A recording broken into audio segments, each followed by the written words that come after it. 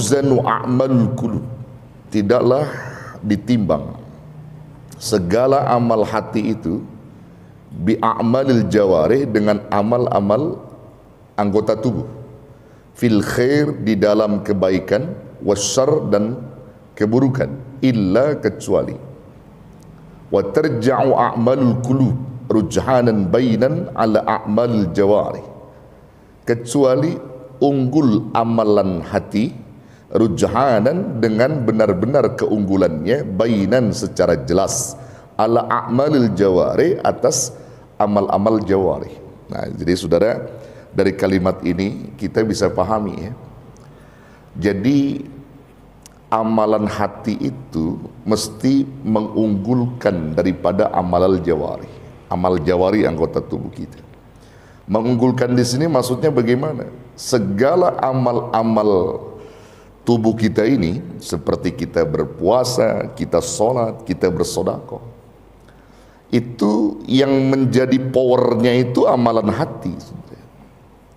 Amalan hati yang menjadi kekuatan diterima tidaknya amal jawarih kita itu di hati. Ada orang rajin puasanya Senin Kemis, bagus, bahkan puasanya Nabi Daud ya, Nabi Allah Daud alaihissalam sehari puasa sehari tidak, begitu bagus itu. Baca Quran bagus, bangun di waktu malam bagus, sujud kepada Allah ya, termasuk sodako, hablum minanas, bagus, jawarihnya bagus. Tapi lihat hati yang ada pada dia itu niatnya apa ya, di dalam melakukan segala amalan jawarih tadi itu niatnya apa? Kalau dia berniat mengharap ridha, mencari keridhaan Allah, dan memang menjadikan satu perintah dari Allah, dan itu merupakan bagian bentuk syukur dia terhadap Allah, itu tak masalah, dan itu mesti dilakukan. Tapi kalau ternyata dia beribadah karena menginginkan sesuatu di balik ibadah tadi selain daripada keridhaan Allah ya, misalnya ingin mencari popularitas, ingin mencari pujian, ingin dibanggakan orang, hancurlah sudah amal itu. Jadi kalau dia beribadah, dia berpuasa supaya menjadi orang soleh misalnya, biar orang lain tuh mengetahui bahwa kita itu adalah orang yang soleh, yang tidak pernah tinggalkan puasa-puasa sunnah misalnya begitu. Maka di situ hatinya ada celah. Ya, ketercelaan hati itu yang merusak daripada amal itu. Ya, semua yang bisa melacak itu kita, orang lain nggak bisa. Allah dan kita yang tahu. Orang lain nggak pernah tahu tentang apa yang ada di dalam hati kita ini. Betul nggak? Ya betul. Saudara kan nggak pernah tahu apa yang ada di hati saya. Tahu nggak? Enggak. Saya juga nggak tahu apa yang ada di hati saudara. Nggak tahu. Yang tahu saudara dengan Allah Subhanahu Wa Taala. Karena itu sering kita ingatkan. Ya, kita sering mengingatkan hal ini. Kita ingatkan juga pada diri kita. Kita ingatkan pada diri kita. Di saat kita terperangkap di dalam sifat-sifat ketercelaan yang masuknya kepada penyakit-penyakit hati, segera kita beristighfar tadi, ya, bertobat. Jadi amalan hati itu harus lebih unggul gitu. Saya pernah katakan begini di jamaahnya, sebenarnya syarat bahagia itu gampang. Syarat bahagia untuk bisa menjadi orang bahagia dunia, syaratnya gampang sebenarnya. Cuman dua, apa itu? Meringankan, menghilangkan duka, membuang kecewa. Udah itu aja. Syaratnya bahagia itu ringan duka, meringankan duka, menghilangkan kecewa. Jadi meringankan duka itu maksudnya gini Pak. Jadi kita jangan terlalu setiap sesuatu yang bukan milik kita tuh jangan bersedih apabila hilang. Meringankan duka, menghilangkan kecewa, dan memang apabila itu tidak terjadi pada kita sesuatu yang enak, jangan kecewa, sehingga kita mengembalikan semua itu kepada Allah, dan Allah yang paham itu. Jadi apa yang sudah Allah tentukan kepada kita, itulah yang terbaik. Sampaikan kepada Allah seperti itu, dan kita mohon kepada Allah gitu. Apa yang kita inginkan di otak kita, kita ingin menjadi ini, kita ingin seperti ini, kita pengen punya ini. Tapi nyatanya Allah menginginkan kamu seperti ini. Dalam konteks ya, di luar daripada yang bukan menyimpang syariat, maka terima. Ini kalau dalam konteks yang bukan menyimpang syariat, saudara ya. Karena artinya Allah itu menjadikan kita itu sesuatu yang dalam konteks yang tidak menyimpang syariat, itu udah maunya Allah gitu. Tapi kalau yang menyimpang syariat itu maunya nafsu Anda. Yang tidak menyimpang syariat, contohnya apa? Miskin, kaya, nggak menyimpang syariat. Kedudukan, jabatan, nggak menyimpang syariat. Tanda kutip ketika Allah berikan itu nggak menyimpang syariat. Nanti tinggal tergantung bagaimana niat antum. Tapi ketika menyimpang syariat, misalnya begini, Anda tidak sholat, Anda tidak puasa, lalu Anda bilang begini, ini maunya Allah. Kenapa Anda tidak sholat? Emang maunya Allah saya tidak sholat. Maunya Allah saya tidak puasa. Itu bukan itu yang dimaksud ya, sehingga tidak ada jalan bagi kita untuk membuat alasan di hadapan Allah bahwa memang takdirnya Allah seperti ini kepada saya. Saya bukan orang yang ahli sholat. Bukan begitu maksudnya. Bukan begitu maksudnya, saudara ya. Tapi yang dimaksudkan, yang Allah ujikan kepada kita seperti kekayaan, kemiskinan, itu satu ujian bagi kita ya, kedudukan, jabatan, dan seterusnya. Nah, kalau kita menginginkan kaya sementara Allah inginnya kita miskin, maka kita terima. Dan itu memang maunya Allah, dan kita tetap pasrah. Doa dan usaha tidak akan pernah kita lepas dari itu semua. Nah, itu yang dimaksud ya. Itu yang dimaksud. Nah, jadi saudara yang dirahmati Allah, kembali lagi di sini ya. Apa yang kita perbuat dari perbuatan-perbuatan yang bila menyimpang dari aturan-aturan syariat, maka segera kita bertobat. Luruskan niat kita. Ya, pada pertemuan yang lalu kita bahas tentang hadits qudsi ya. 3 manusia yang gagal masuk surga, betul ya? Pernah ya? Pernah. Saya kira nggak perlu saya ulang lagi itu ya. Ada 3 profesi manusia yang gagal masuk surga. Padahal 3 profesi ini mulia. Mulia, saudara.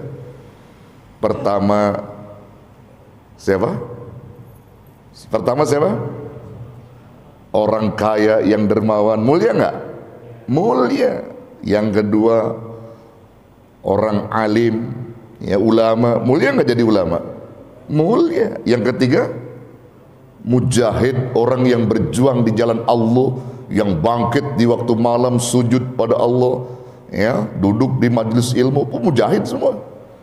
Ya, sholat berjamaah itu mujahid semua. Mulia semua ini. Tapi ketika berhadapan dengan Allah, dia tidak bisa berkutik, saudara. Dan tidak bisa membuat alasan, karena Allah tahu apa yang ada di hatinya. Ya.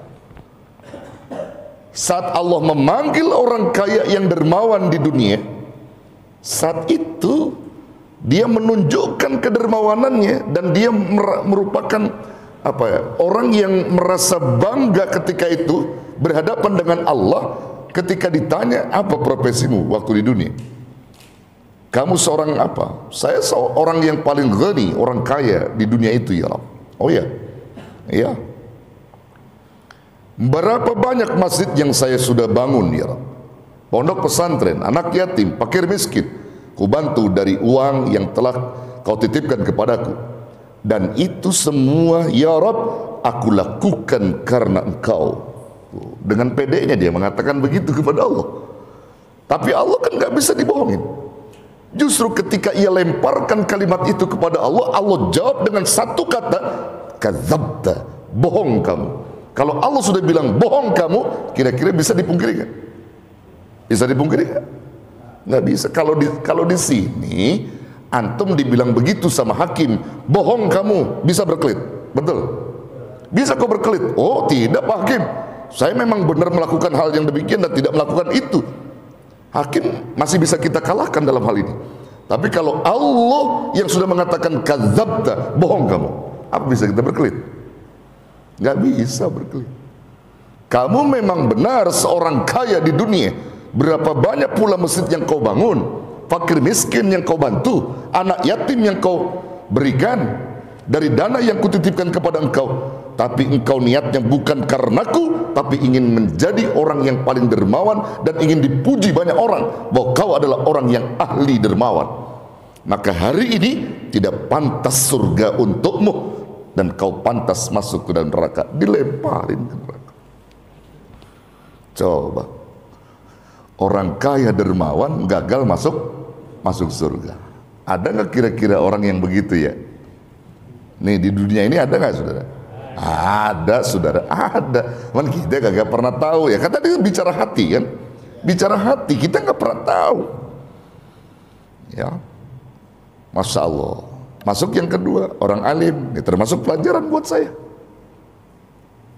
Orang berilmu dipanggil. Apa profesimu? Pulan kata Allah. Ulama. Kau seorang alim? Iya. Ya betul ya Rabb. Saya seorang yang alim yang berilmu. Saya mencari dari pondok ke pondok ilmu. Saya cari dari guru ke guru ilmu. Ketika saya dapatkan ilmu-ilmumu ya Rabb, ada dalam otakku, lalu kusebarkan kepada orang lain. Kusampaikan ilmumu, itu semua kulakukan karenamu ya Rabb. Aku mengharapkan ridhamu. Bisa dia berkata seperti itu di hadapan Allah? Allah hanya jawab satu kata seperti apa yang Allah jawab pada orang kaya dermawan tadi. Kadzabta, bohong kau. Kamu memang alim, ilmumu luar biasa, mondokmu di mana-mana, kau cari gurumu dari satu guru ke guru yang lain, banyak ilmumu. Tapi sayang, ketika kau cari ilmu niatnya untuk menjadi orang alim dan ingin dipuja dan dipuji oleh orang-orang agar kau disanjung-sanjung menjadi alim, dan kau niatkan untuk mencari kepuasan duniamu di balik ilmu yang kau cari itu, dan itu semua bukan karenaku kau lakukan, maka hari ini tak pantas surga untukmu. Orang alim, ulama dilempar ke neraka saudara. Gagal masuk surga. Ada enggak kira-kira ulama yang begitu? Ada enggak? Jangan takut-takut sama saya, jangan. Ada enggak kira-kira? Banyak. Mudah-mudahan jangan saya ya. Mudah-mudahan amin. Doain saudara. Iya, jangan sentimen banget sama saya dong. Enggak, insya Allah ya, insya Allah enggak. Kita sama-sama berniat. Iya, hanya ulama-ulama. Ya. Nah itu tadi yang disebutkan tadi, ada ulama khair, ada ulama su. Ada ulama yang baik, benar-benar menjalankan ilmunya karena Allah. Ada juga ulama su, ulama yang tadi mencari kepuasan dunia, jabatan, kedudukan juga termasuk di dalamnya. Kalau dia punya ilmu itu tidak membekas ilmunya itu. Tuh, dua gagal Pak. Yang ketiga siapa? Mujahid, orang-orang yang berjuang di jalan Allah, termasuk antum semua ini. Ya, bangun di waktu malam, taklim itu mujahid Pak. Orang duduk di majelis semua mujahid itu. Ya, langkahmu terhitung luar biasa dari Allah. Bila kau niatkan benar. Ya, bangun malam bersedekah, semuanya itu mujahid dihitungnya, mujahid. Saat dipanggil sama Allah, apa profesimu? Mujahid. Kau seorang yang bersungguh-sungguh dalam taat. Ya betul ya Rabb, saya menjadi mujahid. Saya bangkit di waktu malam, sujud kepadamu, itu kulakukan karena engkau. Saya duduk di majlis ilmu, dari majlis ke majlis, menjadi mujahid untuk mendapatkan ilmumu ya Rabb. Dan itu saya lakukan karenamu ya Rabb. Lalu kemudian saya melakukan perjuangan-perjuangan di jalanmu, membela agamamu, itu semua aku lakukan karenamu ya Rabb. Jawab Allah satu kata seperti dua orang di atas tadi. Kadzabta, bohong kamu. Kamu memang mujahid, tapi apa yang kamu lakukan itu bukan karenaku. Bangkit malammu itu semua kau lakukan karena ingin mencari keduniaan dan agar kau disebut ahli ibadah. Kau rajin taklim dari pintu ke pintu, dari majlis ke majlis. Semua kau lakukan bukan karenaku, agar kau dibilang menjadi seorang yang mujahid unggul. Kau berperang di jalanku, mengangkat senjata untuk membunuh musuh-musuhku. Itu semua kau lakukan agar kau dianggap pahlawan pada kawan-kawanmu itu. Tidak. Tidak. Itu semua kau lakukan bukan karena. Tidak pantas bagimu hari ini masuk ke dalam surga, dan kamu pantas masuk ke dalam neraka. Dilemparin mujahid. Na'udzubillah, summa na'udzubillah. Ada nggak kira-kira mujahid begitu? Ada nggak? Ada, ya. Mudah-mudahan tidak termasuk antum ya. Amin. Iya, mudah-mudahan termasuk antum. Iya, luar biasa. Termasuk pengurus masjid itu mujahid, dan kira itu pengurus masjid DKM itu mujahid itu yang berjuang di jalan Allah. Kalau dia memang mujahid unggul karena Allah, dia perjuangkan masjid, bukan sesuatu yang dia cari dari kepuasan dia di dalam masjid itu, artinya mencari kekayaan dalam masjid, bukan. Tapi justru dia korbankan raga, tenaga, pikiran, bahkan harta untuk Allah Subhanahu wa taala, untuk masjid yang mulia ini. Begitu. Maka ada orang yang masuk menjadi pengurus masjid, ingin hidup di masjid, bukan menghidupkan masjid. Ada nggak orang begitu? Ada nggak? Jadi pengurus masjid pengen hidup di masjid, kan keliru saudara yang begitu. Allah yang udah jamin semuanya itu. Makanya pengurus masjid itu hanya bisa disiarkan rumah Allah itu bagi orang-orang beriman saja. Innama ya'muru masajidallah man amana billah. Itu dalam Quran saudara. Hanya saja yang bisa memakmurkan masjid itu hanyalah orang-orang yang beriman pada Allah, dan dia takut kepada Allah semata.